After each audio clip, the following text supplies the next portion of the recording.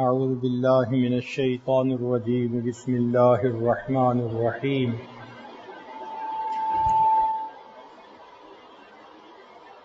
ولو بسط الله الرزق لعباده لبغوا في الأرض ولكن ينزل بقدر ما يشاء إنه بعباده خبير بصير. وقال رسول الله صلى الله عليه وسلم إن الرزق ليطلب العبد كما يطلبه أجله. سبحان ربك رب العزة عما يصفون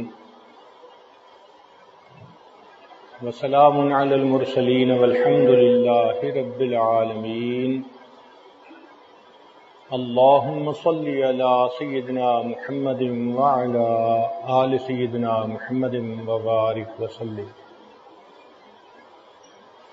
اللهم صل على سيدنا محمد وعلى آل سيدنا محمد وبارك وسلم.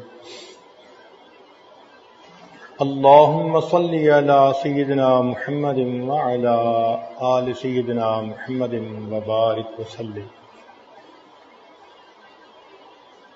آج کے مادی دور میں انسان نے روٹی اور رزق کو زندگی کا نصب العین بنا لیا ہے.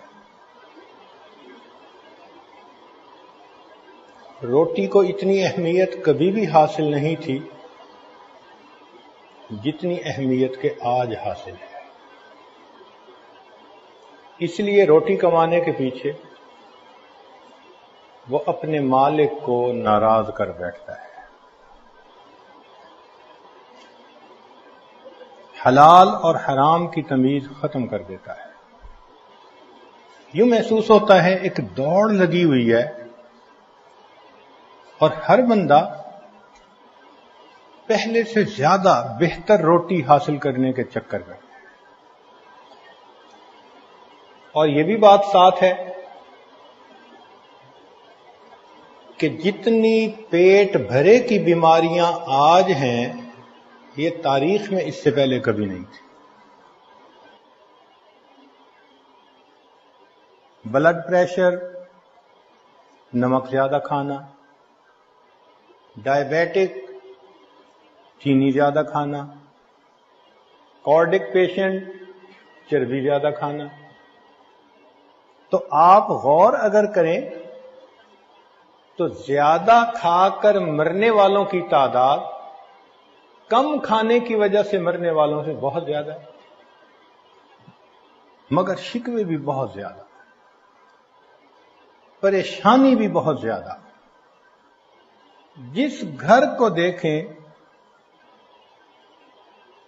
رزق کی پریشانی کا شکوہ الا ماشاء اللہ. جتنے گھر کے لوگ ہوتے ہیں مرد اور عورتیں سب نوکری پیشہ،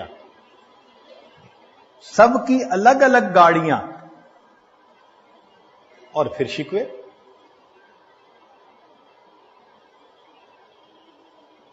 ہمیں یاد پڑتا ہے کہ بچپن میں فقیر کو دیکھا کرتے تھے تو وہ روٹی کا سوال کرتا تھا، آٹا دے دو، روٹی دے دو، روٹی کا سوال کرتا تھا. پھر ایک وقت آیا کہ جب فقیر روٹی پر مطمئن نہیں ہوتا تھا، اس کو 5 روپے چاہیے تھے سگریٹ پینے کے لیے.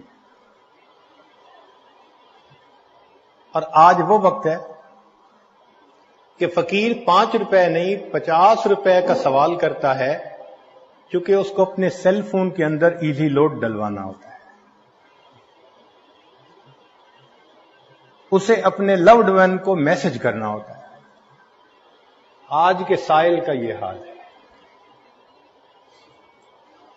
اور رزق کے شکوے بھی اتنے زیادہ.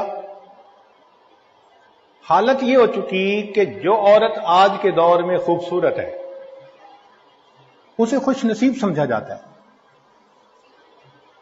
عمل کی رتی نہ ہو، پرلے درجے کی خدا کی نافرمان ہو، لیکن فقط خوبصورتی پر عورت کو خوش نصیب سمجھا جاتا ہے، اور مرد کے پاس اگر دولت ہو